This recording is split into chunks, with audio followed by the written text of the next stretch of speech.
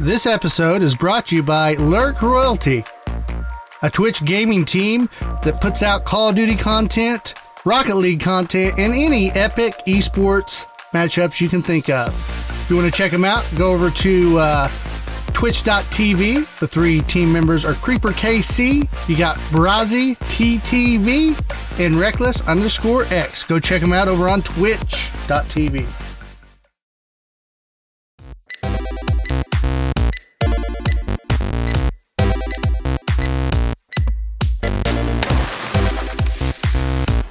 And now, the Delirious Dads Gaming Podcast. With your host, Clinton, Hunter, and Ryan, as we bring you the latest in gaming news, reviews, and the newest updates on national and local esports events. along with great recipes for you good-looking dads. gadgets and gifts for gaming, gags, and great deals. And we're raising the heat as we go into gaming competition in the Delirious Dome. Good morning, good evening, good afternoon. Welcome to episode 110 of the Delirious Dads Gaming Podcast. I'm Clinton, a.k.a. Manly Stanley 87, a.k.a. HCW Life, a.k.a. Leandrus. And I'm here with... Nobody? No friends?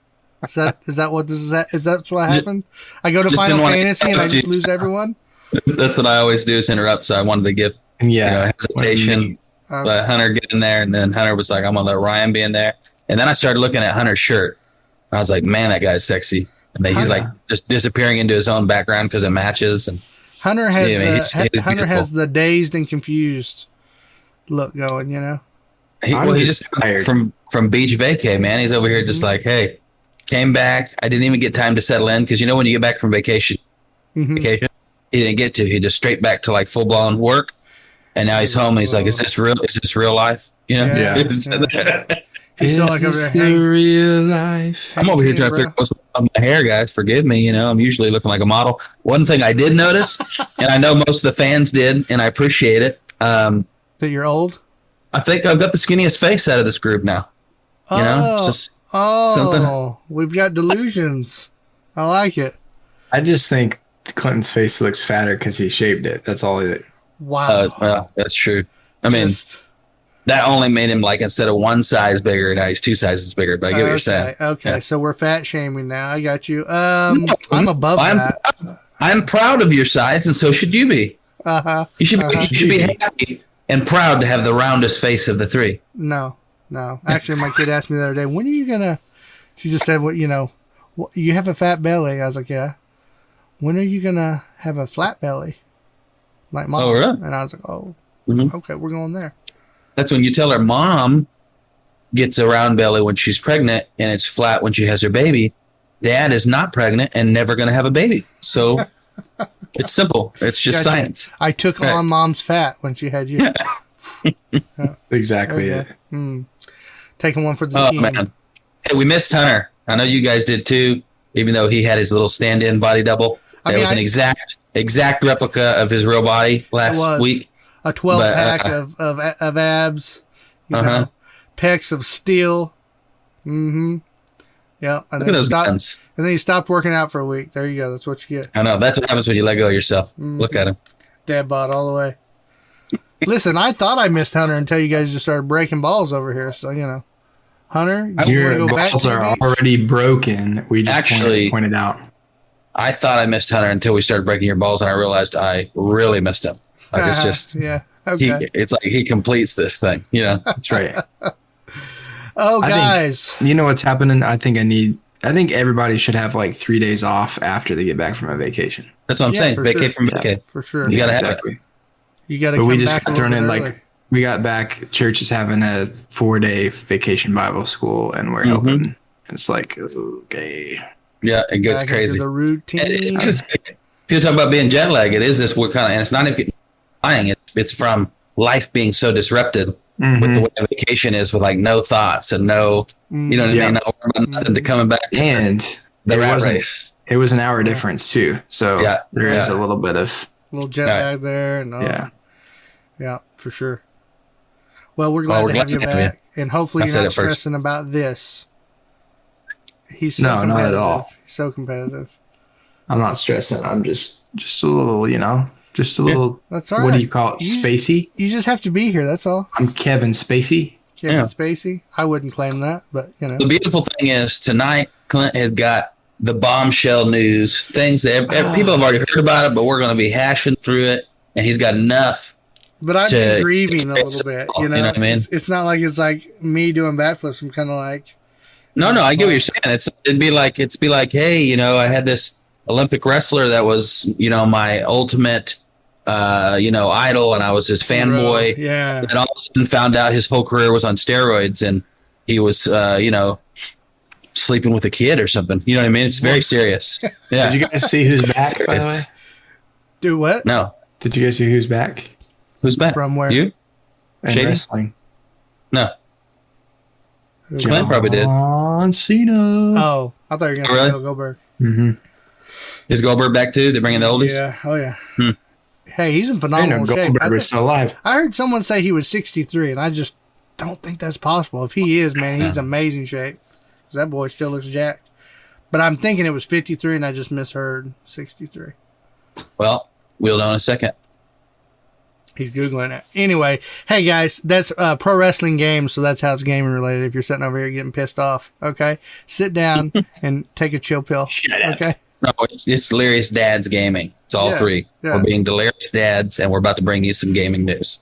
Clinton's on a roll about telling people to shut up tonight, by the way. I am. I'm salty. I'm That's I got ran over by the phone. Just pop, pop, pop, Ryan hit my buttons, and then Hunter comes in, hits my buttons, and then I got my cuz over here on the freaking chat, just totally ripping me a new one. So it's like, all right, fisticuffs. Here we go. Gloves off.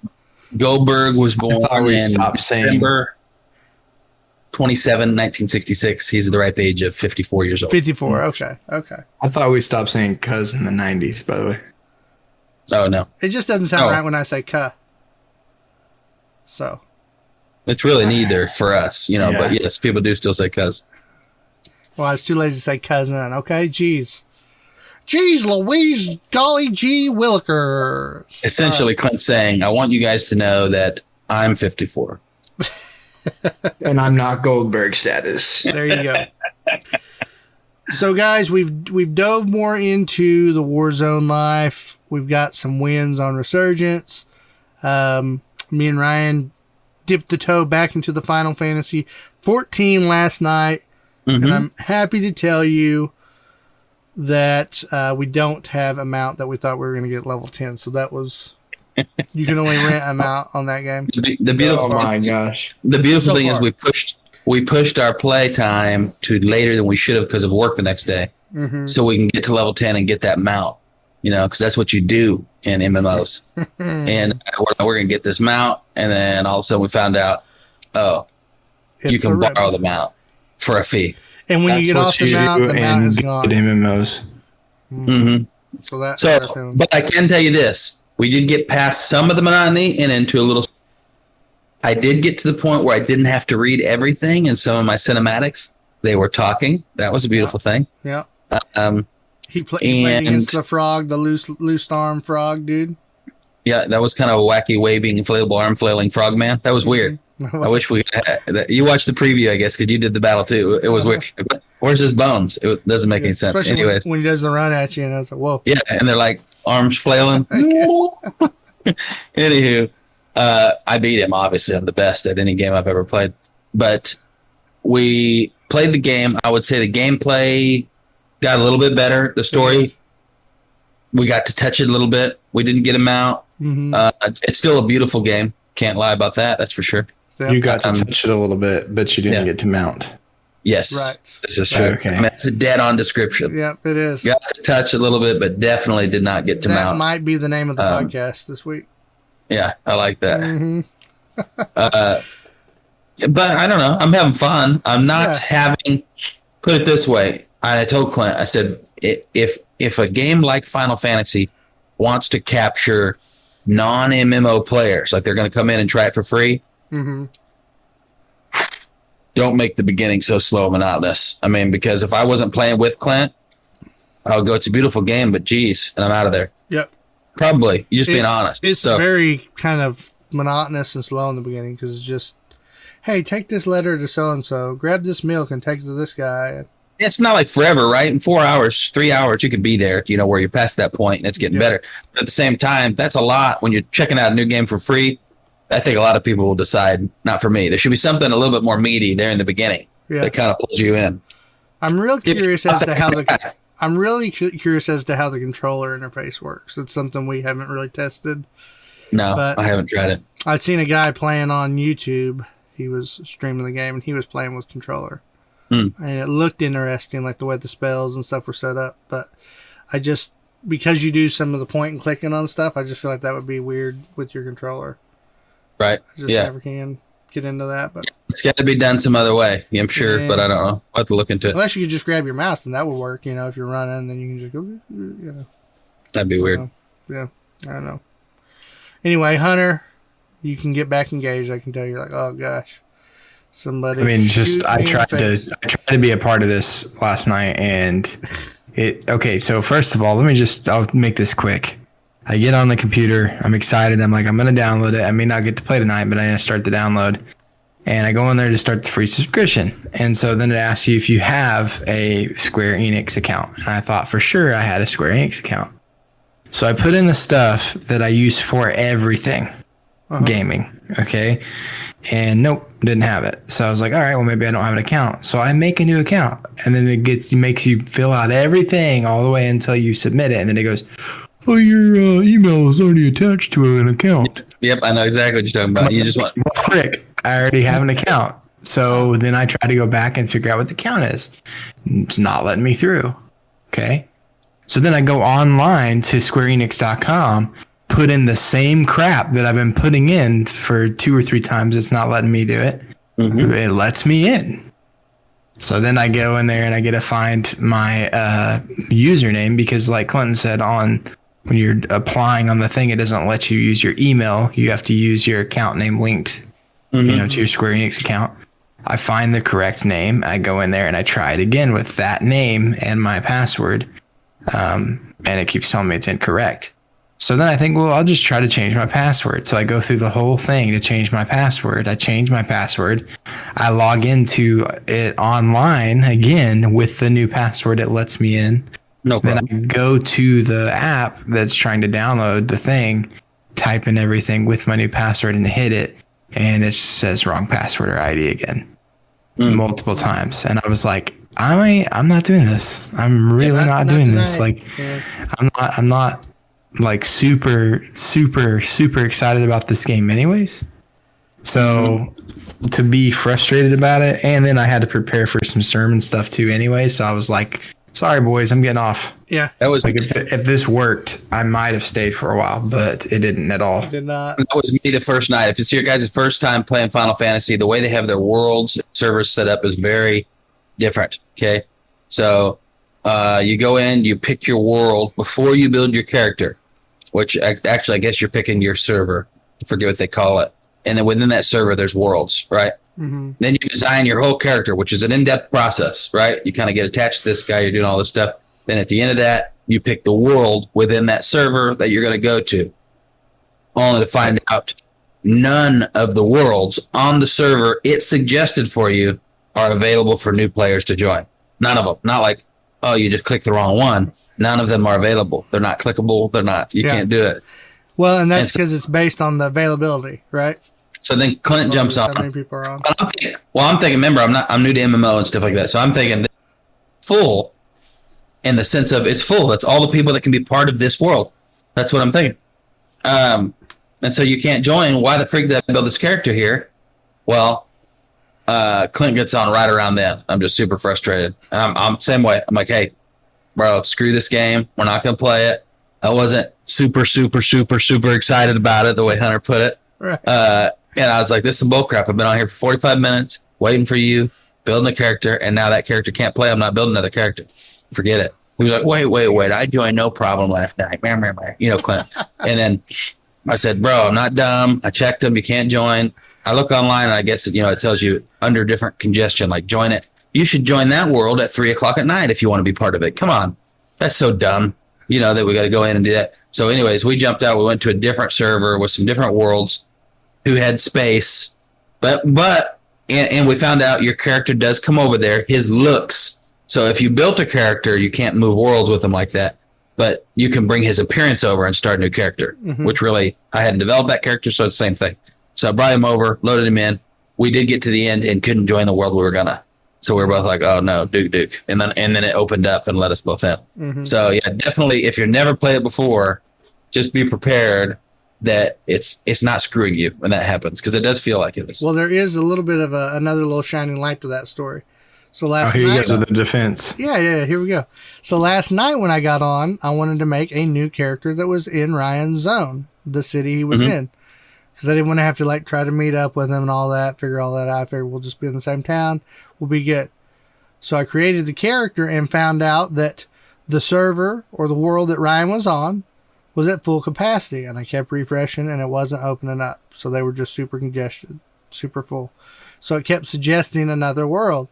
So I get to looking up because I was like, man, this would just be annoying anytime you're trying to play a new character or anything like that, right? It's just going to be annoying. Well, I looked it up. As long as you're within that server world, right, then you can transfer to these other little worlds. So I got on the Sasafada server, whatever it's called. I don't remember what it was called. Yeah, that one. Right. And then I went to the little stone in the city and transferred to the fairy server with Ryan. And it worked like a charm. It took me 20 seconds. It switched me over, had all my gear, able to do everything with him. No problem. So the key is go to the suggested little mini world. And as long as you're within that server or shard, whatever you want to call it, of servers or worlds, you can transfer within those little worlds there. So anyway, so that was kind of a good. We don't know what long-term effects that will have because his character is actually a member of the other world. So we don't know what will happen there. I love your dedication. What'd you say? I love Clinton's dedication to a game, man. He finds the littlest sliver of things he likes, and he just will die with that turd. You know what I'm saying? Here's the other thing too. I shouldn't have interrupted you, but I just got excited. I'm sorry. He'll do that until he gets you to kind of, okay, we'll play. Yeah, we're having a little bit of fun, and then it'll be a different game. He abandoned ships. Yeah. Well, you guys act like I hate these games and just leave. I don't hate these games and just leave. No, you just hate us and leave us. There's just new experiences. I want to sail the ocean with you guys. I want to shoot bad guys. I want to fly on dragons with you guys. You see what I'm saying? I want to experience the whole world of gaming with you guys. You see what I'm saying? Here it is. Oh yeah. And that's what it is. It's like login screen. Huh? I can't get past the login screen though. I know. Yeah. But it's like Clint's like, but Hunter, here's the thing. Listen. It's not their fault. I'm Forrest Gump, and I want you guys to be my Lieutenant Dan. I want to be a shrimp boat captain. You know. Next time you bring up a game like that is not the one we're all talking about, I'm going to say, "Run, Forrest, run." Sea of Thieves is next, guys. Get your pirate hats ready. I would try Sea of Thieves tonight. Would you? Yes. Sea of Thieves is full seas. It's time for the news. Yeah, it is time for the news. We're getting off track here. If you guys, it's Clinton's favorite game. The news is? No, the Final Fantasy. That's what we got so far off track. It's not my favorite game. I just want to go to the casino, okay? I want to go gamble some gil in the casino. Fantasy again? We're trying the game. Good Lord. All right, let's go to the news. Jeez. Bunch of rude boys over here.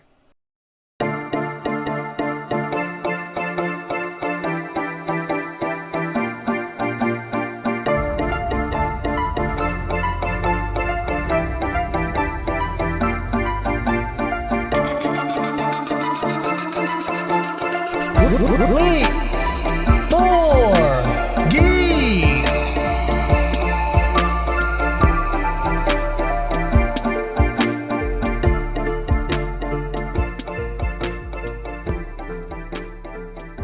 And it's time for the Leaks for Geeks, the news for the dudes. Or if you heard a little heavy breathing, that black hole gets me every time. Well, guys, we're here, we're live, and we've got news. What kind of news? The best news. Heck yeah, the best news. we're going to hit you with the best news first and then bring that sad Olympic using drugs news at the end. Okay. The chant that was. Hunter, what, you got something lighthearted first you want to hit, or you want me to hit my? I don't care. It's whatever you think, bro. Mine is really quick and easy. So Yeah, let's hit quick and easy, and then we'll hit kind of a little hard and sad, and then we'll just really depress you guys at the end. okay, sounds good. Well, welcome to Sports News with your favorite sportscaster from Miami. I'm just kidding. I look like I'm from Miami today, but Oh, you did? I came back from the beach, so I had to keep the beach vibes. But we got some cool Madden news. So Madden ratings came out. Madden 22 ratings. And if you don't know what ratings are, each player is rated. And yes, it is a job that people have to go out, watch games, rate people, right? Which is crazy to me. That'd be super cool. They adjust the ratings for people. And so Madden's released a bunch of ratings in different spots, but I wanted to bring you guys the list of the top wide receivers of Madden 22, the top ratings. Nice. And so these ratings are between 0 and 100. Okay. And these are the overall ratings. So there's a bunch of different things that add up to a player's overall rating. Catches, different categories and stuff like that. And like catches in traffic, like, you know, different things like that. Speed, contact catches, just different things like that add up to their overall. Yeah. Jukes and stuff. Yeah, there's different skills like that. But they announced their players' ratings of the leagues this week. They released them, and there's probably not many surprises here if you're an NFL fan and you know what receivers are out there. But I'm just going to list these off really quick. Number one spot on the wide receivers, and it's broken up actually. We've got our veteran wide receivers and we've got our rookie wide receivers. So on our veterans list, we've got number one, Devontae Adams. He is a 99 overall. That's insane. So I don't think you can be 100 unless you go in there and whack with the overall numbers yourself. You know what I'm saying? Like, It's going to be like either a custom player. Yeah, exactly. Okay. So Devontae Adams is coming in at a 99 overall. The dude is crazy legit in real life. But that's pretty crazy to me, the 99 overall. That is. Next on the list, you got DeAndre Hopkins, 98 overall. Then next on the list, my boy Tyreek Hill from the Chiefs, 98 overall also. Okay. Then you have Stephon Diggs, 97 overall. Then after him, following up, Julio Jones, 95 overall. And followed by the last one on the veterans list, who is Michael Thomas, 94 overall. Well, I would guess, even though these are all pretty close to each other, there's probably a couple specific attributes that one person's a little bit down in, and that would make the difference of who you want to play with, right? I mean, yeah, for certain, like Tyreek Hill makes some pretty crazy catches, but he's fast. It's like one of the fastest in the league. Yeah, so that's what's pushing him up to that 98. And, you know, if he didn't have that speed, he'd probably be even or close to like Stephon Diggs or Julio Jones. Okay. That's what gets him that third spot, I'm pretty sure, is that crazy speed. Okay. You know, and the dude can catch and in tight spots and stuff. So so that's our veteran wide receivers list. And then our top rookies are number one, Jalen Waddle at 76 overall. And of course, these are going to be lower because they're veterans. I mean, they're rookies. They got to take a little time to get a better rating. Jamar Chase is second at 75 overall. Okay. Devontae Smith, 75 overall. Elijah Moore, 73 overall. Kadarius Toney is at 72 overall. And Rashad Bateman is at 72 overall. So you get a lot of 70s in that category. Those rookies coming out, you know, aren't going to have the highest. You give them a couple of years. Do you think, based on what you know of these players, do you think that's accurate for the rookies? For them being the 70s? Know the rookies, but it sounds, I mean, like I know Devonta Smith. I've seen some Jalen Waddle. I mean, yeah. Here's the thing: you can judge a wide receiver easily on what they've coming out of college looking like, but you can't judge them in Madden NFL until you see how they match up against the defensive end across from them. I was going to say, these ratings are done by watching gameplay, not real play, and so by them playing in the NFL. Oh, the ratings are done from the NFL? Based on their career stats. And then they adjust them in the game. Okay. Yes. I thought you meant this is an outside source, not the game maker. An outside source watching gameplay and saying, hey, we're rating how these players were designed. Okay. These actually affect how good the guys are in the game. So these are the real rating system that game company has put on the real game time. Based on their real performance in real life. Okay. Gotcha. So it's a Which is collaborative thing. crazy to think about, there's a new little short show about how these guys, they'll have them out to the field and say, okay, you want to increase your catch rating? Well, we're going to do these things. And they put them in these situations and they do this drill. And if they complete it, then the guy adjusts their rating by 1 or 2 or whatever, on Madden. And it's just kind of a fun show. But anyways, so that's what I'm saying about these rookies. There may be some of them that are actually 80s or 90s, but you don't know until you watch them play a year or two or a couple of years in the NFL because they're not matching up. It's a big difference going from college to NFL. The guys are faster, they're bigger. It's just a different game. And they so could you have been kind playing of it for just 10 years compared to you. Yeah. And so so you just they have to give them some time to really average out what they're good at and stuff like that. Is there a specific site that somebody can go to if they want to check all the ratings for quarterbacks for everybody? I'm pretty sure you can go to Madden.com or you can just search on Google Madden 22 ratings and it'll pop up, mostly everybody. Other than that, if you wait and get the game, you can always check ratings on the game. Now, does Madden update stats throughout the season, throughout the year? Yes. Okay. That's part of their updates. If they feel like somebody mid-season needs to be adjusted, then it is. Okay. So if someone's playing crappier in real life, they get crappier in the game? Yeah. I like it. That's pretty cool. Yeah. Now, how about job. injury stuff? Like if you're doing like a real season type thing where you're playing in like a league, right? Would they count injuries against? I think it depends on the game mode that you're playing. I know for sure if you're playing okay, so NBA and Madden or and the NFL Madden and stuff like that, they've gotten better recently about updating rosters weekly.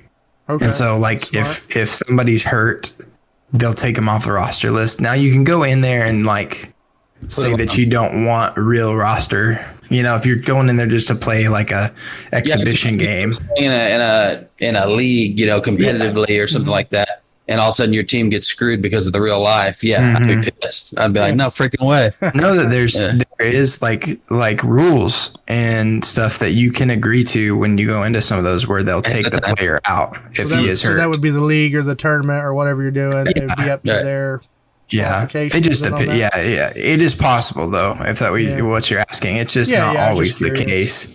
You can always change that kind of stuff in game. Who can play and who's not, even if they're on the if they're add-on. That's cool. Questionable or whatever it is, but yeah. Okay. Very nice. I'm enjoying the sports updates you've been bringing lately, by the way. It's a good change of pace because I feel like we do a lot of shooters. We talk about a lot of shooters in here. We do a lot of horror games, but we don't always get a lot of the sports in. So I'm glad that you've been purposely trying to sprinkle in more sports for us. Yeah, we need to. I love it. I love sports. I love sports and gaming. Got to spread the love to the fans. Different people love different games. Gaming is a broad spectrum. It is. Well, gaming's a broad spectrum depending on what state you live in.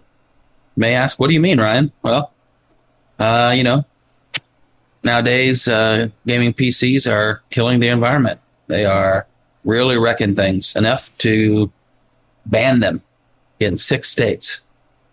Do you think? No, you must be joking, right? It's got to be Ryan is being sarcastic because he's a little over the top sometimes and he's very politically obvious one side sometimes. I get it. Trust me, guys. But no, this is true to the point that Dell has now come out and posted in their sales that some of their high-end, high-spec Aurora gaming PCs, which are their, Dell makes Alienware if you guys have been living under a rock. So some of their higher-end gaming PCs will not ship to these states who have banned high-end gaming PCs due to energy usage issues. These states is as follows, with the leader in the head of the beast being California, no surprise there. Colorado, Hawaii, Oregon, Vermont, and Washington. Now, there were some regulations put out. They said all the way back in 2016, but they haven't really been followed. Nobody kind of really cared about them too much. And then the California, what's it called? CEC, that's the California Energy Commission, Tier 2 implementation. They defined the mandatory energy efficiency standards for PCs, including desktops, AIOs, and mobile gaming systems. How can they define it for mobiles too? I don't know, guys. How do mobiles use that much energy? But they did, guys. I want to see that phone, guys. It's California, and they do things that nobody knows how, but they do. Maybe that's just a thing. Like in the future, whenever your phone's the size of your head.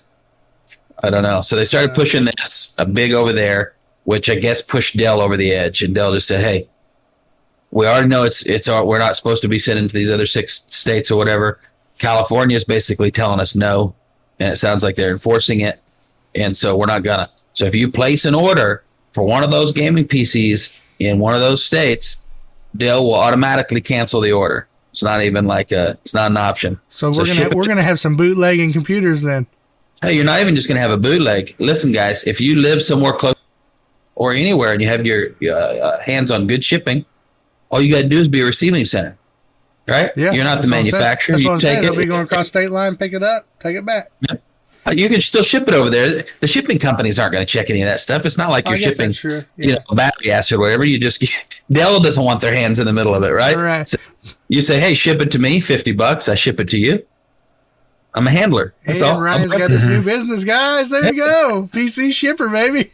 It's just crazy to me. What? Come on, come on. If we're going to do this, then we should limit the size of some of these fridges, right? Oh, man. I mean, there's houses that have 5 fridges. You say, no, they don't. Yes, they do. They have 2 wine fridges. Sometimes they have a whole wine cellar in, not old school. Some of them are refrigerated now. Okay. Yeah. And then you've got a freezer usually out in the garage or the shop. Mm-hmm. And then you've got this fridge that's 4.5 foot wide. Yeah, they're commercial houses now. Yes, in the houses though, people have these. Yeah, they're commercial. And you're going to tell me that we can't have a gaming PC? I don't care how powerful that gaming PC is. It's not pulling what that stuff's pulling. It's simple as that. I got super pissed when you told me this earlier because, for instance, California. We're going to pick on California. Yeah, Disneyland, Universal Studios. Come on, guys. You might want to shut some of that stuff down. That's a big power spender. Six Flags, Marine World, gosh. Malls. There's huge malls out in California. I mean, come on, guys. Look, just because you're a huge mall and you say, hey, I'm new and green and we build this huge, so we're going to do everything energy, doesn't mean your overall footprint isn't still huge, right? Mm-hmm. That doesn't mean anything. Of course, Six Flags and all that are updating their lights, their motors, everything more efficient to save them money. That's to save them money. They may tell you that it's to, help the environment. That's for their face. They're saving face. They're changing that stuff. But their overall footprint is still huge. It's massive. Just because it's 50% less doesn't matter because it was still 2,000 times more. So how are they going to tell a house that you can't have a gaming PC? Yeah, if you can still see their lights from 15 miles out, that's a lot of energy, no matter how much. Welcome to China. I said it. That's crazy to me. Yeah. So does it say what this article may not say it because it sounds like it's specifically from Dell's point of view, but does it say what the repercussions are if you have a gaming rig that's passed? Is it just a fine or what? You'd have to read the stuff, but it says right here. It says, many of the regulations seem to be largely inspired by the similar standard issued by Energy Star, which most of the Energy Star stuff has been pretty decent. It's not outrageous. You know what I mean? Mm-hmm. Especially when it comes to expensive power draw for idle PCs. So that's one of the problems is when you're leaving them running, like Big Rye does. I leave mine on. I don't turn it off. Me and Clint, we have discrepancies on our theories here. But if you do research, you'll see it's both ways. Some guys say it's better for your PC to have it on. Yeah, starting it and shutting it off is the worst thing for some of the components. And some people say, yeah, but you're obviously putting way more wear and tear. Would you leave your car sitting there running? Mm-hmm. I get what you're saying. This isn't a car, though. It's a PC. Yeah. So it works differently. I may be wrong. I wouldn't leave your computer running if it's in a warm room. That would be a bad idea. Mm-hmm. So how warm is your room right now? Right about now? 70. It's chilling in here. You got the AC going. That's right. Yeah, I can turn the AC off when we game because not all the time, guys. But when we play on Discord, it's got sound canceling. It's on right now. You hear there's no background noise. It's beautiful. Discord's beautiful. But we do join the, Xbox companion app or whatever it's called when we play with some friends who don't have Discord. Because who knows why Xbox doesn't have Discord? Makes no sense. Yeah. But they don't. So when we join there, it's like, oh, is there a flea crawling in the background? Let me pick that up. And it does everything. But it's only on Ryan's mic, which is weird. Because usually the sound comes more from me and Hunter's mic. So that's because the kind of mic that I have versus your guys. It's a different kind of mic. Yeah. But at the same time, we're not used to that because we play on Discord all the time. Yeah. Anywho, I'm about done with this story, guys. I'm skimming real quick to make sure to see if it gives us a, hey, here's your whammy of a five. Okay. I just had to ask questions, didn't I? Yeah, no, it's not a bad question. Just want to make sure real quick that there's not something obvious in here. They take away one game if you get caught with it. I feel like even just regular, like there's people who have jobs that have to use, upscale computers to process things. Yeah, like what do you do? Like what's Hollywood going to do when they're using these massive computers to run their CGI stuff? Massive computers, I don't care. Yeah. Okay, one regulation stipulates that all computer monitors manufactured after July 1st, 2019 ship a screen luminance less than or equal to, nobody knows what this means, 200 CD/M2 plus minus 35%. Nobody knows what that means. So, but that does mean that even the screens are being regulated. It's like, I'm being so real when I say this, guys. Your vacuum definitely pulls more than that screen. You know what I mean? It's just, let's be real. Anything that has a motor on it, right, is going to for sure, your fan. Nobody's telling you can't have your fan on your ceiling for hours all day. And I guarantee the most efficient fan there is pulls more than that screen that's inefficient. Mm-hmm. You take away fans from the American people, there will be a civil war. Oh, dude. I don't want to talk about that. That's like my heck. And I'll be right there, bro. I got to have my 2 fans going at night when I sleep. Yes, dude. I would. There are a few more details here that will just bore you guys. So that's it for that story. To me, it's mind blowing. I don't understand it at all. It's crazy. Well, thank you for that news. What's next? You know what I mean? I'm not going to go there. We'll drop it. He said, "We'll drop it." Well, it's about to get darker, so I think Ryan's pulling back a little bit. Next is the California people leaving. They are by the droves. They're moving like crazy. Well, they're moving to Texas, and they've been like, "How can we make it more energy efficient here?" That's exactly what they're doing. We ain't making it energy efficient. This is America. All right. You just left that, and you're trying to create it here. For those of you who are in Dallas and are about energy efficiency, we did not mean to offend.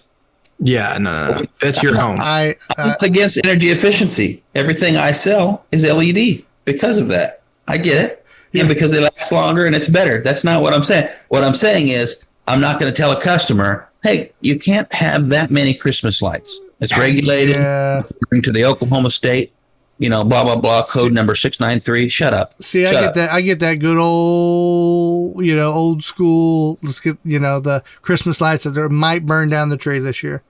Right. And we wrap about 600 lights around that thing.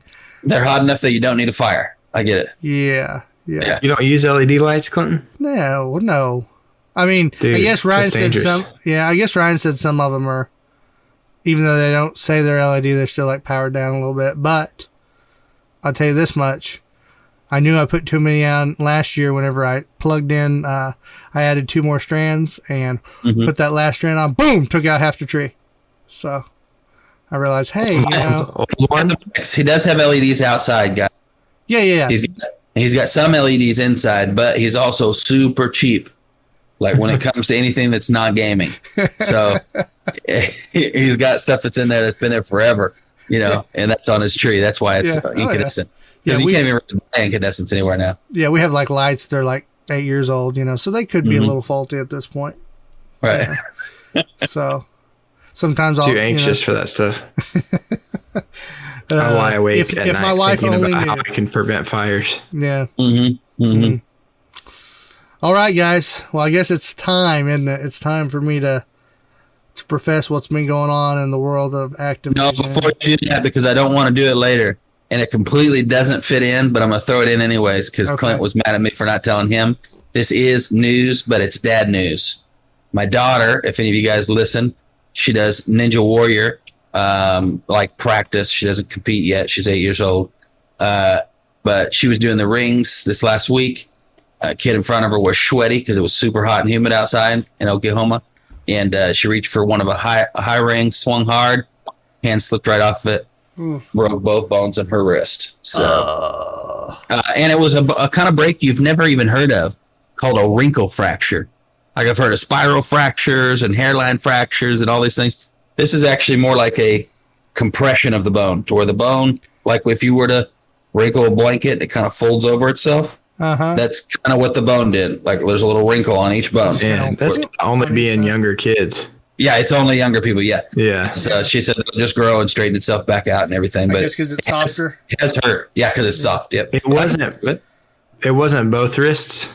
No, just one. Yep. Okay, when I read the post, I thought it was both wrists, and I was like, that is rough. That would be rough. Yeah, because she said both bones in her or something like that. I read the same thing. Both, and I thought, man, she broke both her wrists. And that's how Ryan's bestie finds out about his daughter's wrist break is that Clint's friend out at the beach, okay, that's not even in state, texted Ryan and said, hey, what did Rory do to her wrist? And I'm like, what? So then I have to go into Facebook and search it up.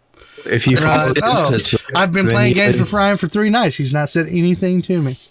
Yeah. Thanks for telling everybody I don't care about my kid, you know, or my friends, all in one fell swoop. I was more like, Clint doesn't care about you. He should be updating himself on your Facebook page every once in a while. I'm just messing with you.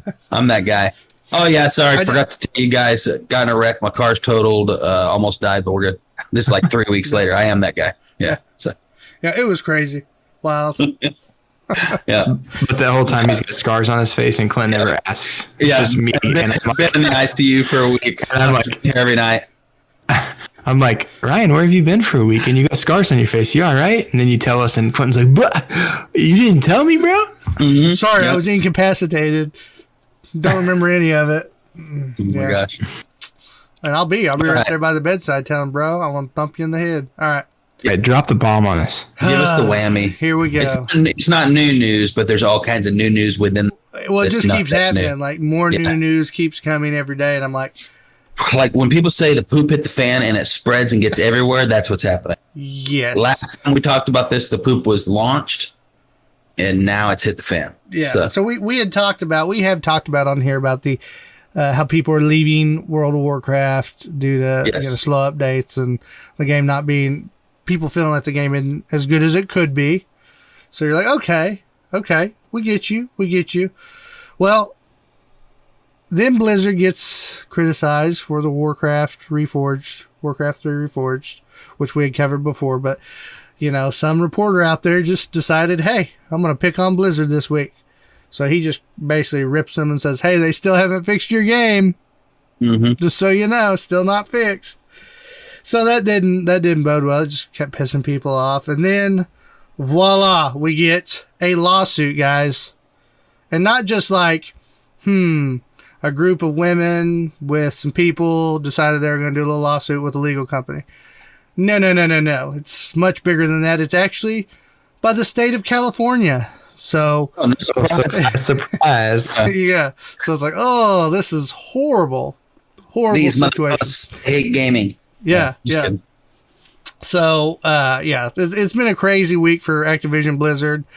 And, just bad news overall for everybody involved. So it's really hurt the Blizzard community. Like, people are just distraught. And I'm actually one of the people that have been like, dang, this, like Ryan said, it's like looking up to the Olympic champion that you loved and finding out you're just like every other dirty dog. So anyway, Here we go. This first part of the article is from Game Informer, and this kind of breaks down the lawsuit. So we'll go into that first. Says the California Department of Fair Employment and Housing has filed a lawsuit against Activision Blizzard after years of investigation. The reason for the suit centers around violations of the state's civil rights and equal pay laws, specifically regarding the treatment of women and other marginalized groups.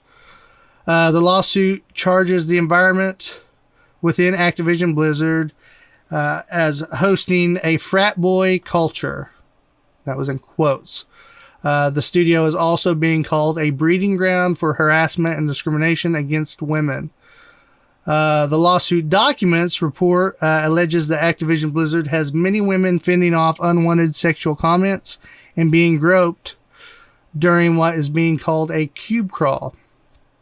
So, it says here on the official document, it says, in the office, women are subjected to cube crawls in which male employees drink copious amounts of alcohol as they crawl their way through various cubicles in the office and often engage in inappropriate behavior toward female employees. Male employees proudly come into work hungover, play video games for long periods of time during work while delegating their responsibilities to female employees, engage in banter about their sexual encounters, and talk openly about female bodies and joke about, quote, rape. According to the report, sexual harassment and misconduct even resulted in one woman committing suicide during the work trip with her supervisor so I need to stop here because I didn't say this earlier. This is going to obviously contain mature content and things that could be offensive. So rewind back after the rape comment, and you might want to skip forward if this is going to offend you or upset you. Okay, anyway. So it says here that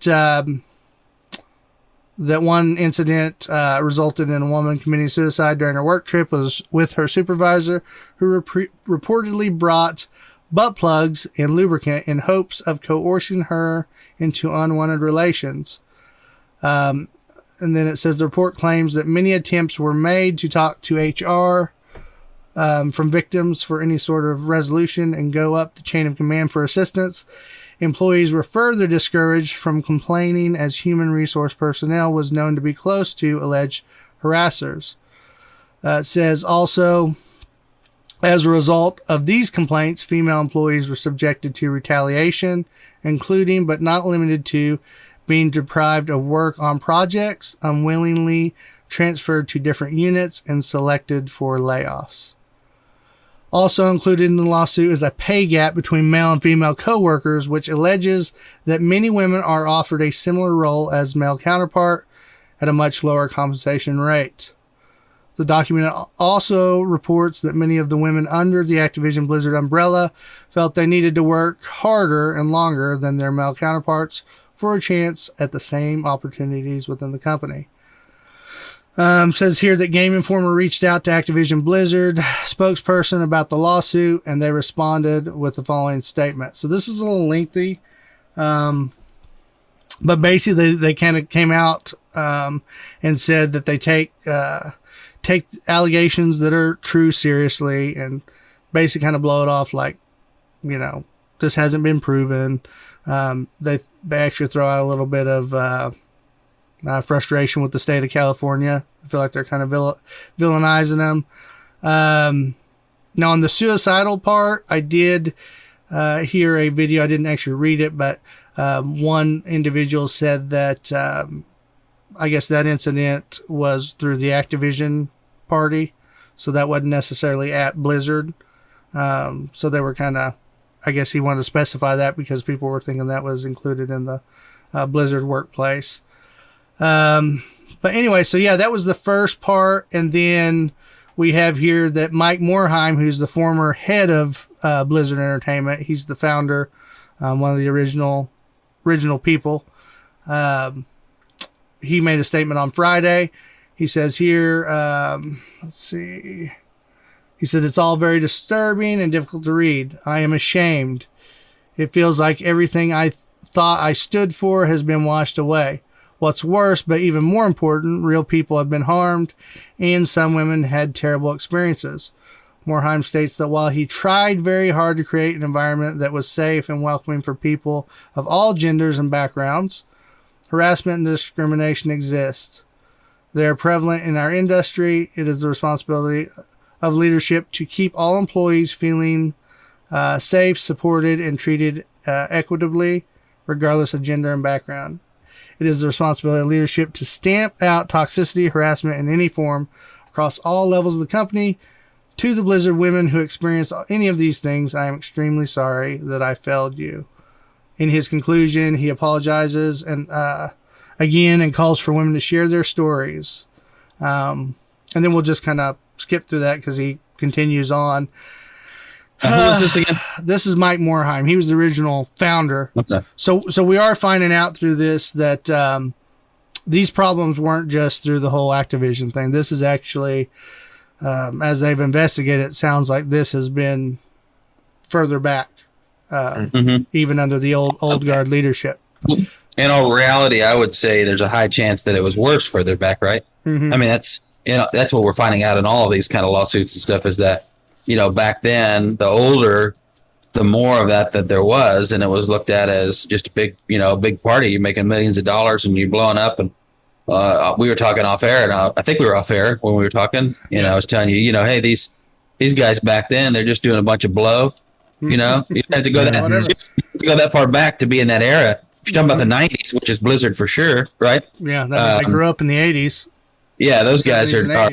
It was just a huge part. We're making so much money. We're making money making video games. I mean, that's such a new industry. I'm not saying in any way that it's okay. What I'm saying is that environment was the perfect environment for just all kinds of horrible stuff to happen. You get what I'm saying? Oh, yeah. Because it's like watch Wolf of Wall Street. I guarantee there were some gaming companies, and that was what the office was. It was crazy. Oh, yeah. And there's a thought on that I want to come back to when I finish, because I want to get kind of through the rest of my stuff before I kind of say my thoughts. But there was a couple things that struck me as I've been listening, and, there's just a lot of anger from the community. So obviously these guys are going to be just straight up as evil as it gets right now, right? People are very emotional. And so I'm trying to look at it from I get emotional about it too, thinking, because when I first heard about it, I'll be honest, I thought, it's another sexual allegation charge, right? It's just another, we've seen this happen to was it Riot Games and some of these other companies. And it's like, okay, sounds like this is, but it sounds like here there was more actual. You're saying that a lot of times these sexual allegation charges are upplayed. Right. There's usually, the problem is there's usually real girls, real women who were treated badly, and whether they were molested or just sexually harassed or whatever happened, right? And it seems like in a lot of these cases there's a bunch of other stuff piled on top of it that maybe didn't really happen, and that's not just bad for the company. That's bad for the girls who it actually happened. It's not right. It's not how those kind of situations should be handled. Yeah. And so here it's just kind of like, there's other stuff when you start including pay differences and, if they were showing up drunk playing video games and, hey, do my work.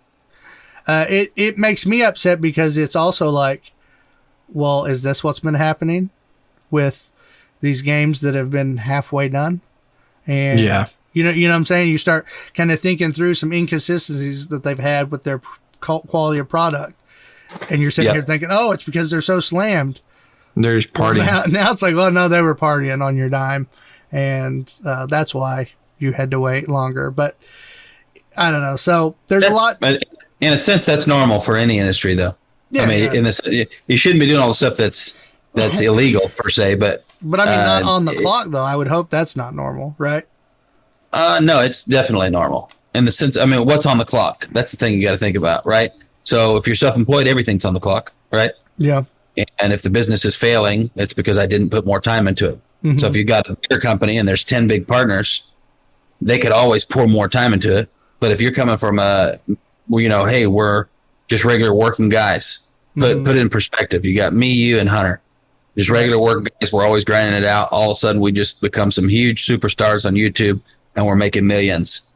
Chances are we're going to be doing some partying. You know what I mean? In the sense of we're going to be having fun. We might not be doing cocaine and doing lines and sniffing girls' butt cheeks or whatever the freak these guys are doing, because that's not who we are. But what I'm talking about is we might be on the lake or traveling or going to freaking we're going to do some stuff. And in a sense, you could say that's on your dime, but you better bet be doing it. I guess I'm specifically speaking to like in the cubicles, in the actual, we're developing the game. And hey, Clint just went and got in that freaking Jack Daniels, and it's going to be a long day. You know what I'm saying?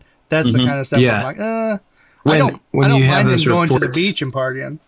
Mm-hmm. You have those reports saying that the guys come in hungover and then they hand down their work to people who aren't even working on doing that project. Thing. Yeah. That's when you start thinking, okay, well, I've been paying these guys a subscription, and we want to, as a community, we want to see a better product, and obviously they don't care. Right. And not that all of them don't. But I don't run down a rabbit hole too far. What I'm saying is, it's not okay. Making sure everybody knows this. I'm saying it is normal. Even if you go to a plumbing company and the guy is used to be, the bottom guy. He's gotten him like that supervisor on the big hospital job.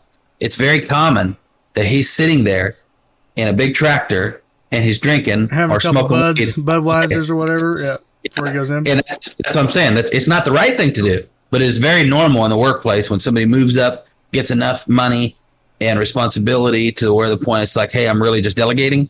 I don't really have to do much. Yeah, those guys kind of go off the deep end. That's a normal thing in the workforce. Right. But these guys, that's not what it sounded like they were talking about. It wasn't saying the CAOs were doing that. It was saying the guys in the company were coming in. Supervisors within the office. Well, it still says supervisors. It just said the men. Yeah. When you read that report, it just said the men. That's true. I guess I read that as supervisor, but yeah, you're talking right. If the allegations are true, obviously there's allegations. It's not we don't know for sure yet. Right. But if what they're saying is true, it's just saying the men were coming in and passing their responsibilities off on the women because they didn't want to do them or they were drunk, still hungover or whatever because they're partying too hard. And that's like you're saying, Clinton, that's not that the women aren't capable of getting the job done, but there should be more people working on it. Right. And there should be an equal load here. A bro mode type situation where the manager doesn't care when the guys do that because he's a guy and they're a guy. Mm-hmm. And the girls, they've got to pick up the slack. Yes, if that's what's going on, that's like you're saying, right? And I completely get that because everybody wants to be the CEO. You know why? Because they get to sit back and watch the magic happen, right? And then they get to do what they want. That's why everybody wants to be a foreman. Mm-hmm. Because they sit back and watch the work go on. And right though, when Clint read that article, my mind, because I'm a sexist pig, automatically qualified those guys as the guys who were producers or something like that. I did the same thing, right? I just said, and Hunter was like, "No, it said men, Clint." He had to correct me. Right. Yeah. Just the way my brain's wired. That's what infuriates me. That's what infuriates me. It's like, you'll have these guys too that'll sit back and say, "Well, the girls didn't like it; they could quit." No, that's bullcrap. These girls are coming in here. These women are coming in here, and their dream is to do this probably. Right, do artwork for the game or make games, work on games, and work on these projects. And then you have these people who are, telling them they need to do this, this, and this, and hopefully it's not true, but asking them to do sexual acts to keep their job, or else they go in the layoff line. That's just disgusting. Yeah, I mean, that's just like that sucks so bad. Now, Mr. Mike Morheim, he put that out and I read it and I thought, okay, I can digest that. Sounds like he's truly sorry. But other ex-employees actually kind of called him out. So it says here that some former Blizzard employees found fault with Morheim's statement. Cher Scarlett, a former software engineer at Blizzard, said she had a hard time believing Morheim did not know about men in leadership being repeatedly excused for their behavior. Connie Griffith, a game developer who left Blizzard in 2011, responded to Morheim's tweet, "Well, I appreciate this, Mike. I also know there was no way you didn't know how toxic For example, the two Robs were, she said, and I was there, and I know you knew on some level, but in the end, we didn't matter to you. There's also some other stuff where it was like problems were brought to Mike Morheim, and he didn't, it was just kind of, okay, let's kind of push that to the side. Also, ex-Blizzard dev Chris Metzen, who did a lot of the story in World of Warcraft, he did like an official Twitter post. His kind of around the same lines. He said, there's no excuse. We failed too many people when they needed us because we had a privilege of not noticing, not engaging, not creating necessary space for colleagues who needed us as leaders. He said, words are cheap. Not sure what grand sweeping promises really do either. Accountability starts with people, not corporations or platitudes or values cast in iron around a statue. He's making reference to Blizzard has a statue outside of their company of an orc with a hammer, and it has 8 core values, which one of them is every voice matters, lead responsibility, that kind of stuff. Metzen goes on, unless we as individuals, and by we I mostly mean men, start to walk in far greater awareness, compassion, and empathy for the women around us in the whole of our lives, not just at work, then nothing changes. We must consistently and thoughtfully model this behavior to those around us, hold each other accountable, and listen to every stage of the game. So he caught some slack too from people because he worked closely to a former creative director in Blizzard named his name was Alex Faziabi, I think is how you say his name. And he was actually named specifically in the Activision lawsuit. Let's see here. It says on page 15, Faziabi was permitted to engage in blatant sexual harassment with little to no repercussions, and that he would harass female employees during BlizzCon. There was also some reports, I guess, of fans at BlizzCon, female fans who would let them know, hey, he was, he might say certain things. And it just nothing was ever, from what we understand, nothing was done with him. He actually left, I think mid 2020, for, I don't think it was necessarily, thrown out there what it was for, but I think it was for this kind of stuff. They finally just, either he left or they told him to leave, something along those lines. And there's actually a video out right now that people started passing around of BlizzCon 2010 video where a lady came up and it was a female fan. They had a Q&A where the devs would be up on the stage, and she basically said, we love the female characters, but when are we going to start making characters that aren't so sexual? So less boobs, butt, that kind of thing. Well, she kind of put it as, I think it was, when are we going to start making the characters not all look like they came out of Victoria's Secret catalog? And actually, Alex Faziabi, whatever his name is, he made the comment to her. He says, in the deal, well, what other catalog would you like for me to pull from? Up there on stage. And they were all laughing. It was kind of that banter, amongst guys, locker room talk. But, when you look back at it and that guy was involved in some of that, you're just kind of like, probably wasn't the best thing to say. Yeah, but man, if you've ever played World of Warcraft, there's plenty of non. Oh yeah, she actually got booed when she asked the question. Like a good amount of men booed her. So yeah, because it's not even that kind of, what I mean? Yeah, there's some, like if you were to compare it to Final Fantasy, like we're playing right now. Oh yeah, I see some sexual stuff on Final Fantasy already. Well, I mean, it's marketing, guys. I hate that. I know that sounds chauvinistic, but the people for years past, the majority of the people buying the game are men. And so they're going to market towards those men. And I'm all for, hey, treat these women right in the workplace and all this, but I'm not going to stand here and act like I'm that guy that goes, yeah, we shouldn't have sexualized characters. I'm not that guy. It's called marketing. If you're marketing to men that want sexualized characters, then you're going to make sexualized characters. There's women out there that want that too. Yeah, there is. Yeah, exactly. Just men. So, but that's what I'm saying. It's going to be to your market. But I think it would be, and I'm more on this stance. I think it would be good though. You can put some different shaped female characters out there for the people that want that. But well, haven't we played freaking Overwatch? Come on. Yeah, no, I know. They've done it in Overwatch. I'm talking specifically in WoW, in this case, because I know in Overwatch they have. You got little girl dwarfs, don't you? Are they sexy? I see where you're going with this. I'm just saying, aren't there different characters that are women that look like, orcs and stuff like that? Yeah. I'm sure they're not thin with hourglass figures. So that's where I'm going. I don't understand where she's coming from. I think it's more, I don't know.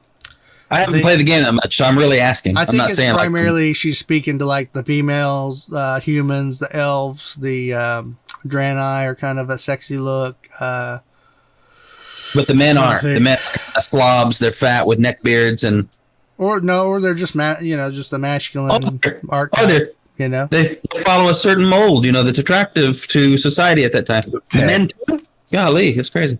All right, sorry.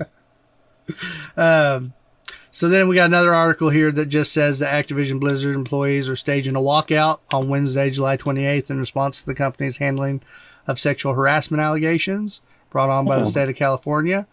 They're enjoying Frito-Lays. So they've been on strike too. Have they? Mm-hmm. It says here that employees will meet outside Blizzard's main campus in Irvine at 10 a.m. Pacific Standard Time.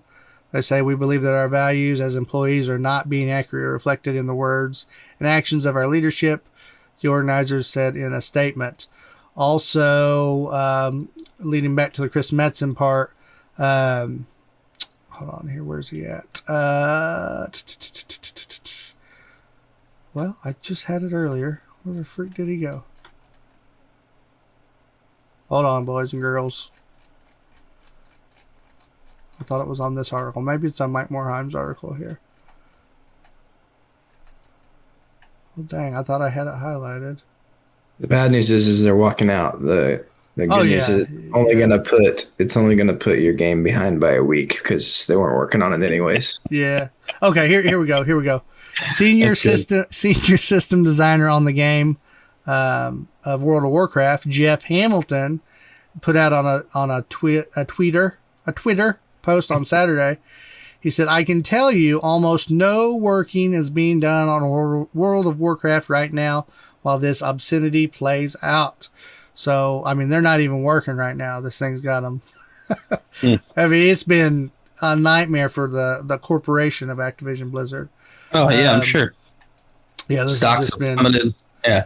Yeah. Now, they did come out and said, now all of a sudden they kind of changed their tune, right? People are just getting so mad. Content creators are abandoning them. It's been nuts.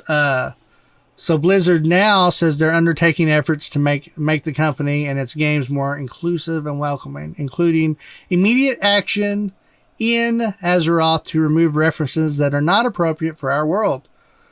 They announced this today. The past days have been a time of reflection for the World of Warcraft team, spent in conversation and contemplation, full of sadness, pain, and anger, but also hope and resolve. And then they go on to say, the World of Warcraft team said it is seeking guidance from team members in internal work to protect marginalized groups and hold accountable those who threaten them. The team added, we also want to take immediate action in Azeroth to remove references that are not appropriate for our world. This work has been underway and will be seeing several changes to both Shadowlands and WoW Classic in the coming days. The complaint alleges that here it is. So they don't really specify what they're going to take out of the game. Because I was sitting there thinking, man, that could be a huge undertaking because what is offensive or inappropriate to one may not be offensive and inappropriate to another. Don't get me started on freedom of speech. So this is where I'm like, I don't know what all they could do because you're going to end up stripping the game pretty bare bones if you follow this path. But a lot of people are assuming they're talking about Afraziabi, Alex Afraziabi. They said here that he has at least 2 NPCs in the game. You have Field Marshal Afraziabi and Lord Afrazatraz. They currently bear the name of the developer, along with a number of items.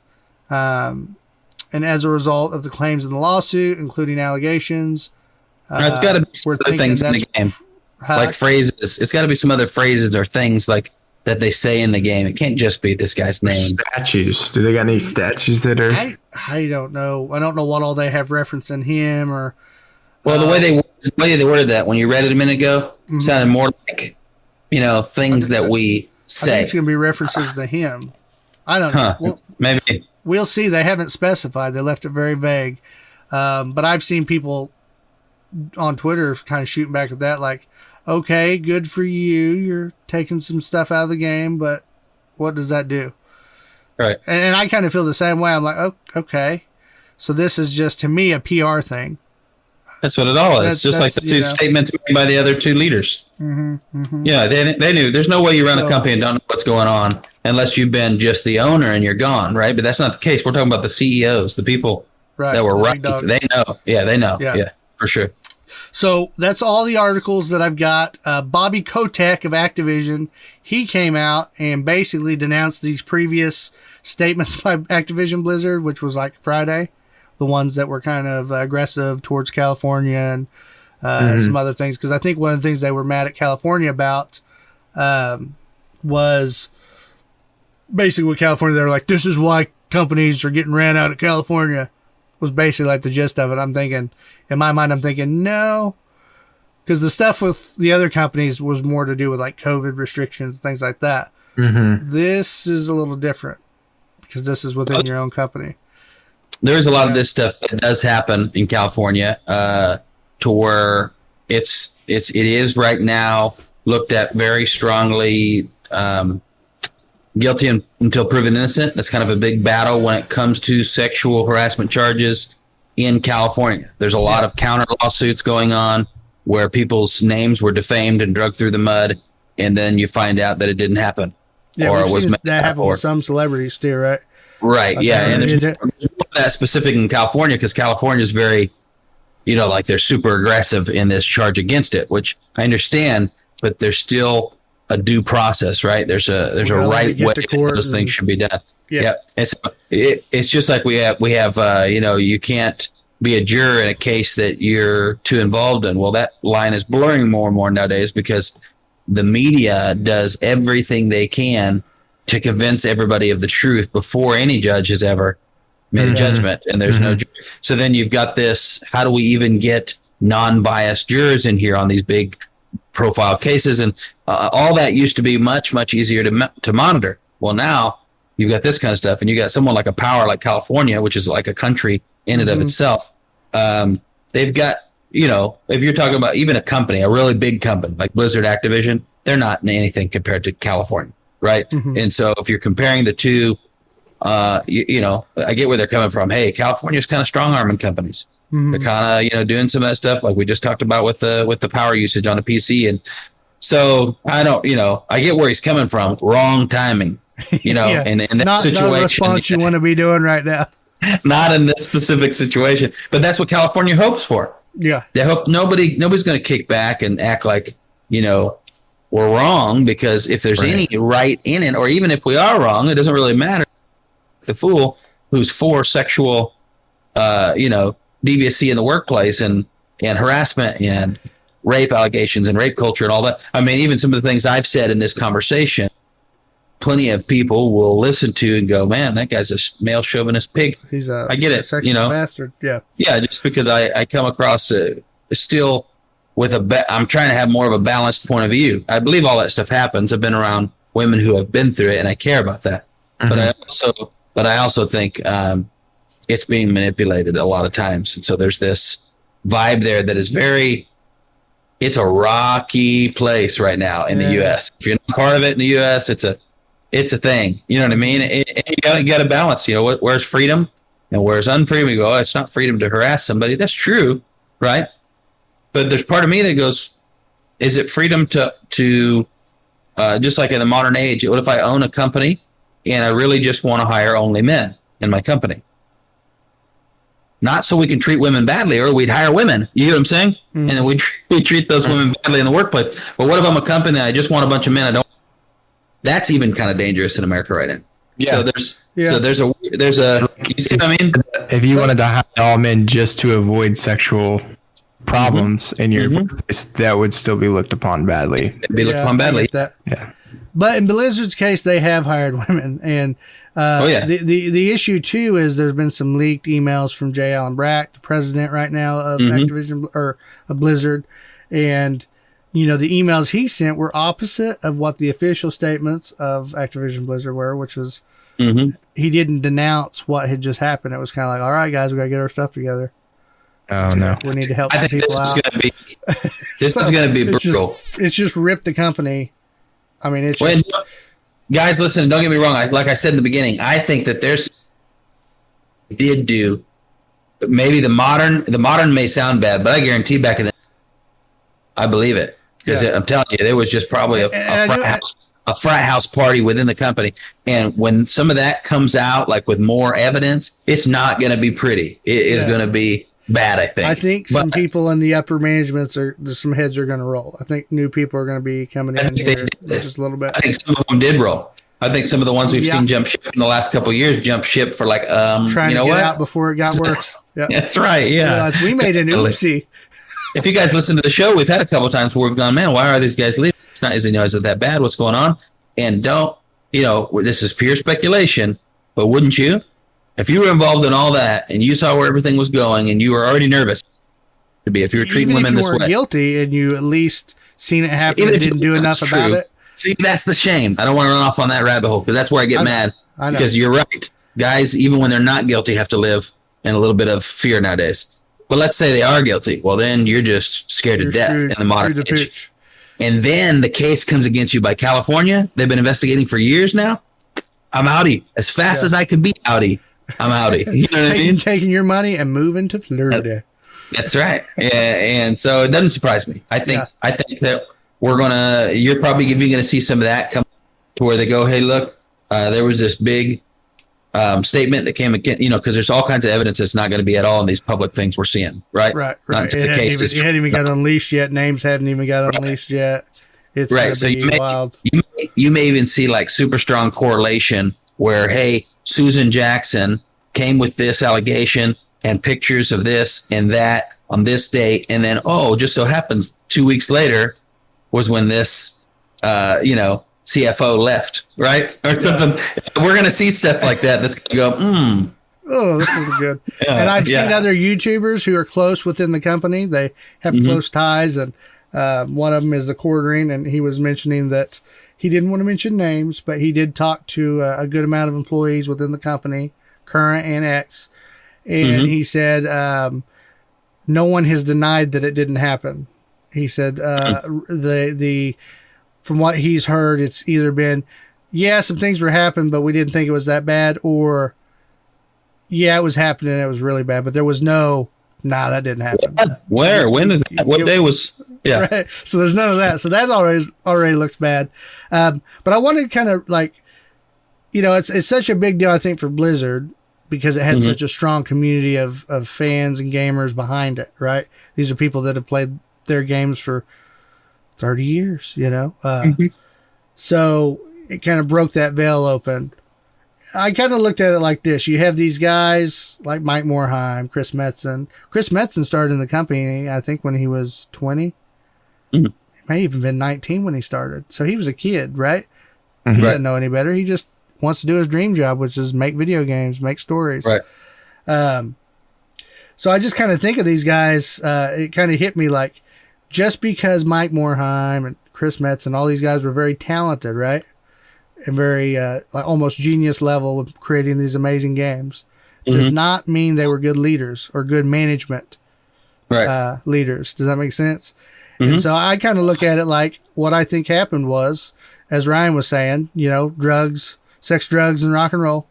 They hit it big. They made it huge, making money, single, partying it up, and then all of a sudden, hey, you're a corporation now.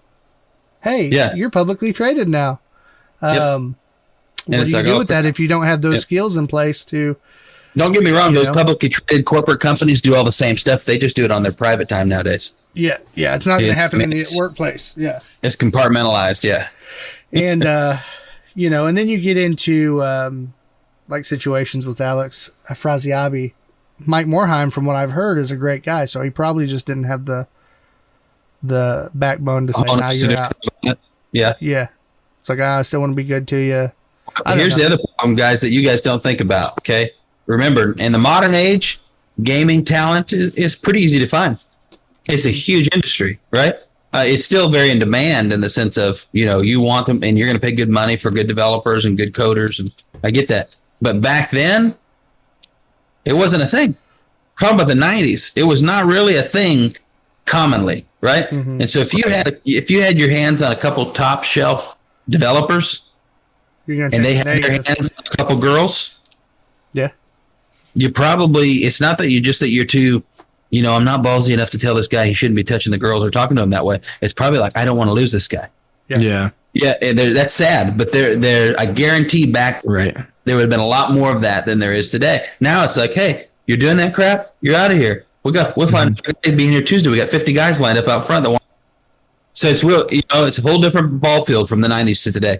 And then you take guys, and this is going to sound bad. Some people may get mad, but I think there's truth to this too. This thought, and I've heard some people talking about it too, and I agree with this also 100%. You take a bunch of type A personality guys who growing up were probably on the, as we would quote back in the day, the nerdy side, probably not good with women. So I'm saying back then even more so, right? Didn't have you really, have cool partners that didn't really. Yeah. So they probably, some of them may not have had great relationships with women, right? To build that, like what boundaries are, right? And then you give them all this money, power, boom, they just overcorrect. From I can't talk to women to I'm going to come up and touch you. Yep. Yeah. There's so much playing into this role. And we're not saying it's right. Yeah, well, I'm not trying to rationalize any of it. We're trying to understand this is probably how could this happen within the company. Yeah. How can it happen? How, so it's crazy. But we're going to see how it plays out. I got an honest question, and I'm not saying this I'm not being facetious or anything like that. And I want to get Hunter's thoughts first. Okay. Do you guys think that this mentality that we're talking about here, that's out of place? Of course, we're not talking about who cares if you're a freaky deaky with a girl outside of the office and you both are mutual and you both do some weird stuff. We're not talking about any of that, right? I'm not saying you have to be a sexual prude to work in the workforce. We're saying you need to be a sexual prude at the workforce. And if your cohorts, right, your partners in work aren't interested, right? You don't force whatever your kinky weirdness is on anybody. That's the point. But what I'm saying here is, in the modern day, it seems like that's getting better. Great, right? That's a good thing. Do you guys actually think it's getting better, or is it getting better at being hidden? Let's pose that to Hunter first. I would think that, like you guys were talking about California earlier, I think it may be seen more than ever. That, to me personally, there's more outlets, just like you were talking about, like media. Media, you'll read, something on Facebook about somebody, and you basically already think that they've been prosecuted for that because of the way they talk about it. And so for me, and they haven't been yet, and there's, not been the proof there or whatever. So for me, I think that we see more of it today than ever. Like the access to see these things happen, happen more than ever. I think there's more people who are willing to whistleblow on it now. Yes. Than there ever has been before. Because like you said, in the 90s, when big, corporations ran what they ran, and most of the CEOs were men, and that's just how it was back then. A couple of years, women were scared to speak up, and just like they still are to this day, I'm sure in a lot of situations where they feel like their job and their family could be at jeopardy. But I think there's more outlets today than there was 10 years ago for them to think, I can escape this and get money out of it and be okay, Yeah. and it's not right. Whereas, 20 years ago, there's a different kind of atmosphere to that. You go to somebody higher up and they say, no, you're part of this company. If you don't like it, you can leave.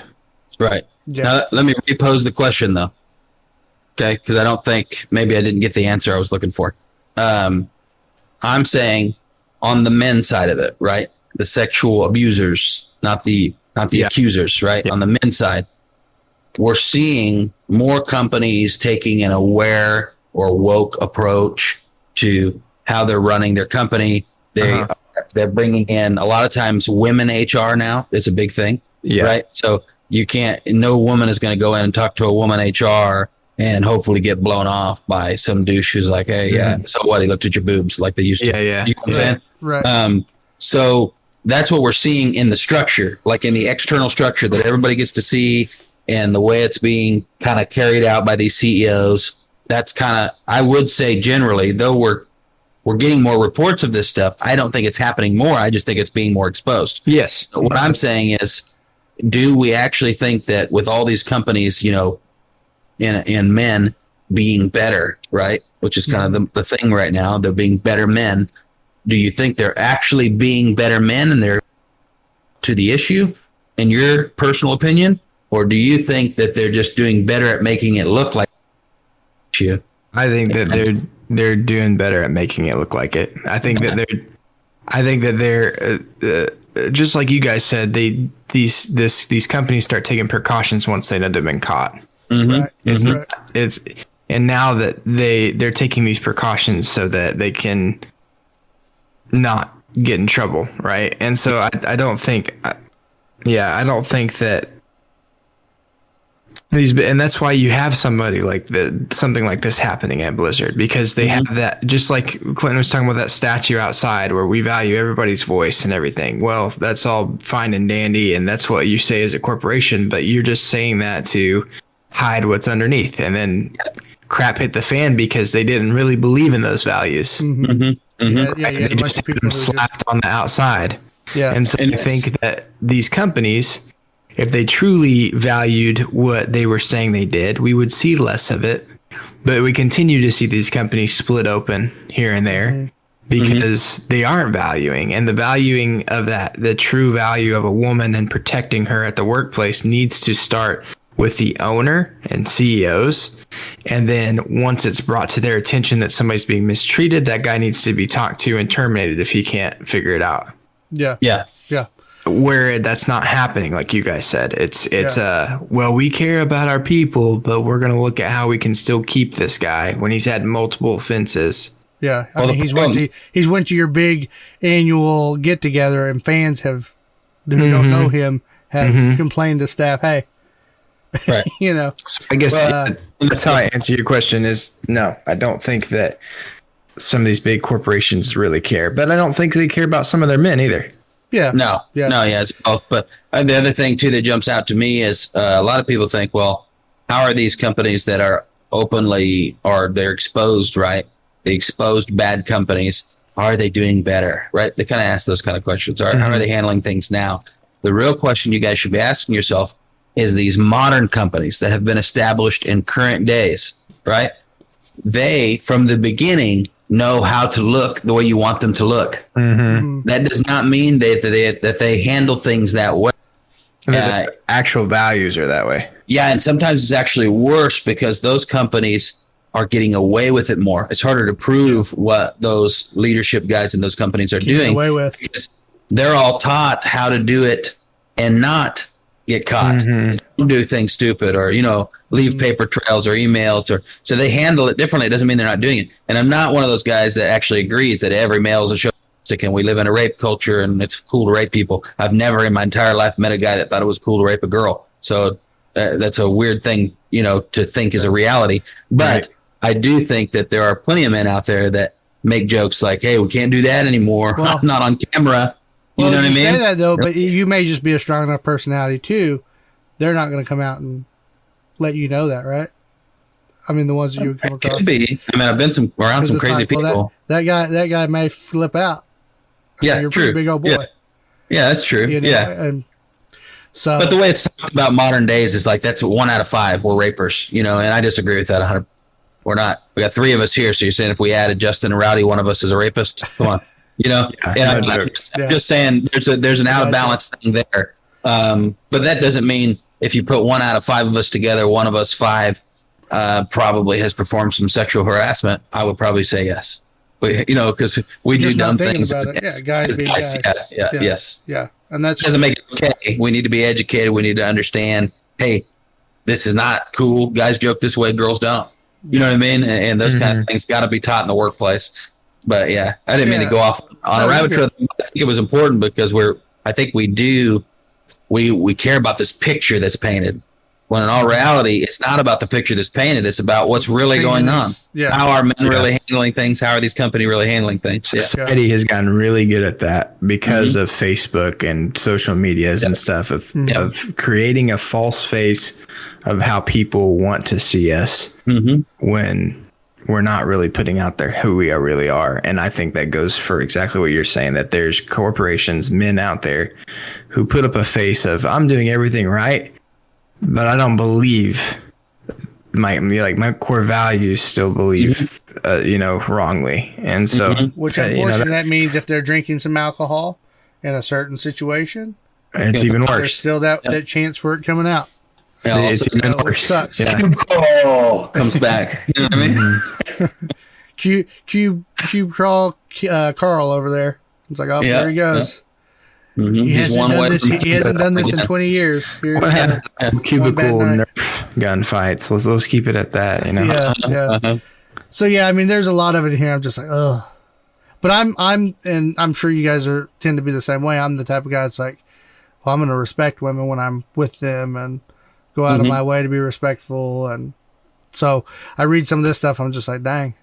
So I can't even compute how you would have the nerve to say some things or do some things. It's just like but the other thing is the guys who are the good guys are never going to get any acknowledgement in a lot of this, right? Because the guys who are the good guy, he's kind of in the same situation as that girl. Well, this is kind of where Chris Metzen is, right? People are mad. You knew this guy. You're saying you didn't. How friendly were you with him? Surely you knew something was going on. But you've also got it in your head, like if I say I'm just a regular cubicle guy with the rest of them, and all these guys are acting this way. And at the time, kind of more than likely the girls feel pressure enough to act that way and act, some of them, like they're okay with it. You get what I mean? That's the reality of the scenario. Whether they are or aren't is that's a different story. Their natural defense mechanism. Right. And so, they're scared they're going to lose their job, blah, blah, blah. Right. Well, so is the guy who's the good guy. The guy who's like, man, this guy's, golly, he's talking to her like that. I would never talk to a girl like that. And he's got that normal, I call it normal because that's who I'm surrounded with, those kind of guys. But that mentality that is still respectful to women, right? He's not going to stand up and go, hey, we can't be having this in the workplace either. He doesn't want to lose his job. He's in the same scenario. He's going to be out of the circle. Yeah. You know what I mean? All right, you girly girl. You know what I mean? It's the same thing. Yeah. And so even the good guy gets put in the shadows. And then when all this my supervisor, that guy's got power over me. Yeah. Yep. So when all this comes, every guy's a jerk, right? Shading for the next 2 months. You said what? Yeah, say it again. Jim gets put on bush shading for the next 2 months. Like he's got to go in there and shade bushes and WoW for 3 months because he spoke up against the dad, who was. So I've had my brother-in-law had asked me what I was doing with WoW. I've seen other people talking about what they're going to do. I've seen a lot of different reactions. One of the guys I listen on a podcast that does a WoW podcast, he just recently quit covering just straight WoW content, and he was blunt. He was real blunt on his podcast and said, "Hey, if this would have happened 2 weeks ago, I would be telling you this is the last episode of this podcast, and we would be done." He said, because he was very personally angry because he knew a lot of these women involved. He worked with a lot of them. And also his daughter just got out of college and is going into game development. And her dream was to work at Blizzard.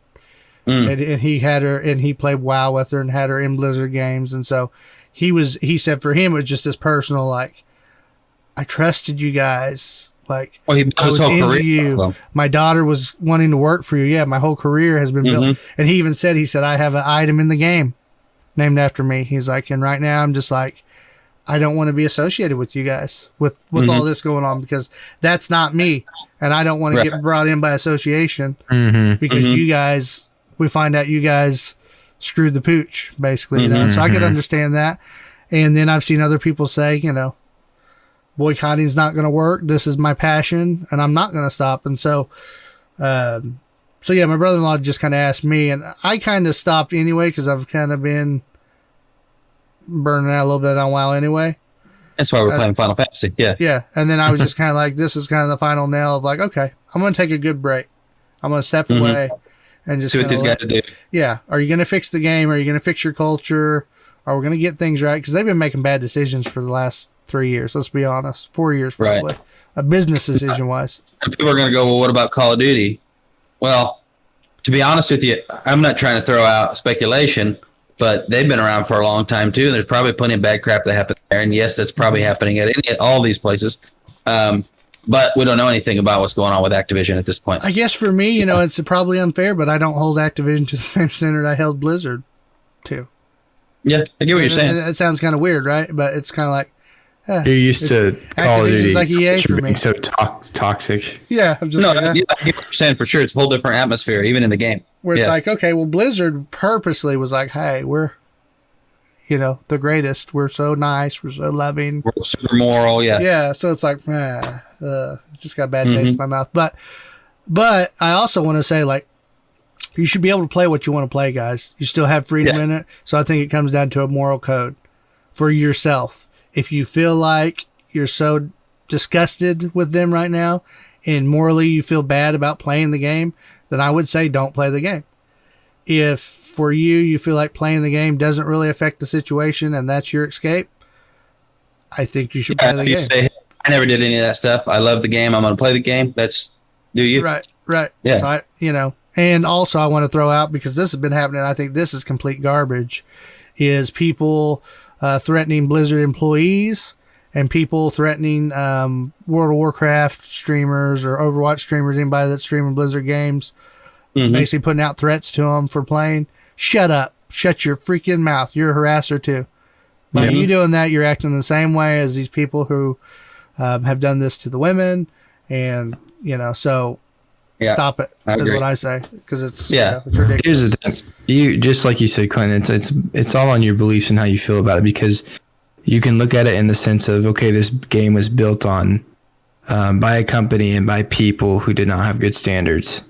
And women were forced to do this, and that's why this game was being made. But then there's also moments where women probably worked on that game and put a lot of compassion and their passion into it and building things in that game that made it the game that it is. So there's two sides of the spectrum. There always is.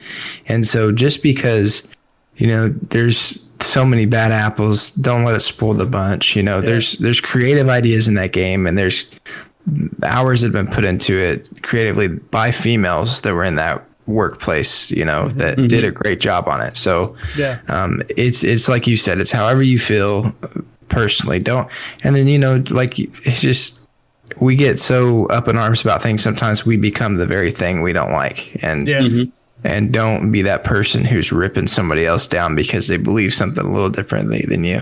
You know, and to the people hurt by it, you know, hurting women, that's not a don't, you know, you got to stand up for that for sure. For sure. Yeah. And then to like the people who are hurt by it, because there's people who've met their spouses and WoW, right? That's like how they, you know, I couldn't say that happened to me, but I did get to play it with my wife. And so that's kind of like a memory we've had together. It's kind of like we got to go do some cool stuff and play in this fantasy world together. And it's kind of a nice memory for us. Don't let people's stupid actions or evil actions steal your joy and your hope, because whatever you experienced in those worlds, those games, was real, just like it's real in real life. Yeah, it was your own experience. Yeah. You know, if Ryan became a serial killer tomorrow, which, I mean, you know, there's like a 50-50 chance. No. But you know, if that happened, it's like, I would not let that affect the joy I had previously. Right. Yeah. I would be super upset from then on, but you know, so I don't know. That's just kind of how I look at things, because everything has a bad side to it. That's in life. the Golden Gate Bridge. It's beautiful, but a lot of people die there. Yep. Boy, that went And real you- dark. That went real dark on it. Just like I'm just saying, you look at that bridge and you could say, "Wow, this is a depressing place," or you can say, "This is a beautiful bridge." Yeah. There's That's true. two sides to it, and people leave their mark on things one way or another. Yeah. But when we let people's mark affect us in a way that we can't move on from, that's when we lose. Oh yeah. And we let them win, right? When you are able to take an experience for yourself and make it the one you want it to be from anything, that's when you can create good change, I believe. It's just Agreed. Now, Ryan, me and Hunter got a little more philosophical here, right here in the end, I feel like. So we're going to give you you say your last opinion, your last thoughts, opinions, your final sign off here on that. Because I feel like me and him got like deep into it and we didn't really give you a chance to speak. No, I'm good. I spoke a lot on the in-betweens. You know how I do. I jump in there. I get mine in. I think that this whole subject is something that for our generation and our kids is going to be ongoing. It's not going away anytime soon. We're going to see this hashed out and pushed too far and brought back to a balance. And this is going to be part of life for us, right? My biggest thing is to where, like Clint said, hey, don't let one bad thing change, all the good things. I agree with that. And the big one that jumped out to me from Hunter is when he said, don't let some bad apples ruin the whole batch. I agree with that. So I come from the angle that is, don't be in a position to where, because there's pressure to act like something is a certain way, don't join the bandwagon if you don't believe it. Does that make sense? Like, let's let things be true for what's true. This is one of those situations that, on small scales, we've seen spike out of proportion and out of reality. It just like for years and years, we saw it hidden like an iceberg where you're just seeing the tip and it was all buried, right? Mm-hmm. What we want to end up with as a society, and we have to do it on an individual level, is, well, what's true? Let's just look at what's actually true. Let's not let my heightened emotions just hate every guy ever, and I'm saying this to our girl listeners too. And let's not think that because there's some lies out there that it's all lies. Mm-hmm. Let's take the time, as this is all panning out, not just in this one situation, but in life, because this is going to be an ongoing thing, to go, hey, well, what's reality? What have I actually experienced? What's the evidence in this specific situation? And continue to build a perspective that is along that line and not emotionally in any of the other two directions. Yep. Yeah. I think that's true for 2021, and it looks like 2022. And oh man, like you said, it's always an emotional roller coaster. So, well, we're in the age of media manipulation. Everything we go through, and we're talking about Facebook and everything, and everybody knows this, we are being constantly driven to like or dislike certain ways of doing everything. Yes. Mm-hmm. And we have to keep our humanity in the middle of this cluster that's happening. You know what I mean?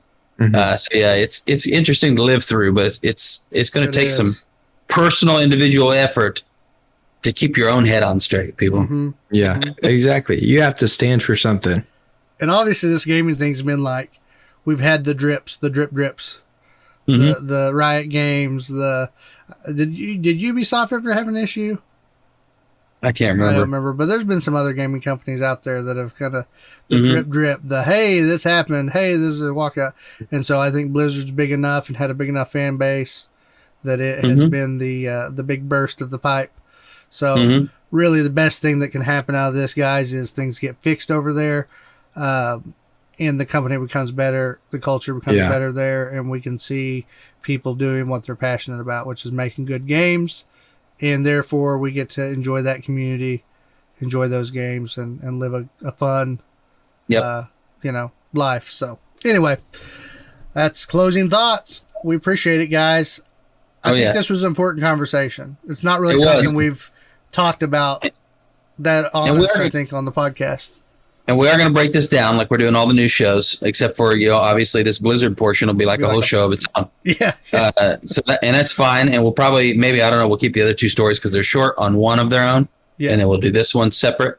But there's no way to make this one short. I think if you got together one person talking, that's one thing. But if we're going to have an actual conversation about this that has any kind of caring about what's going on, you're not going to get through that in less than an hour. So that's what we did, guys. And I do apologize if it's felt long, guys. There was a lot of representation there. You had the old guard, the new guard. You had all you did is read the article. You threw out some evidence instead of just saying opinions, which is what we need.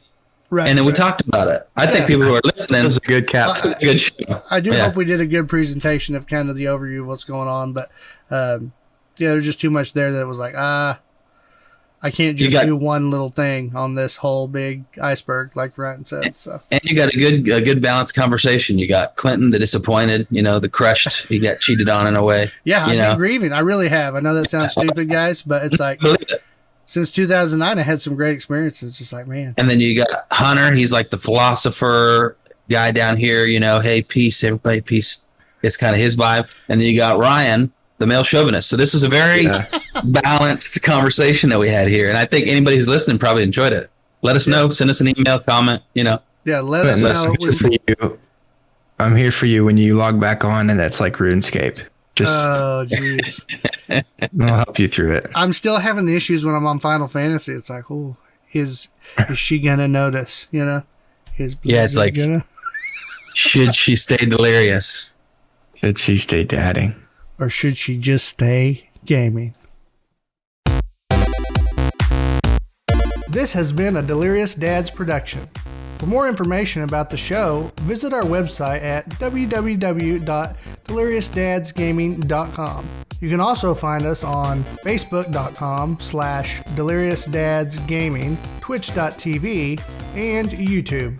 Make sure you like and share our pages to help us grow the channel.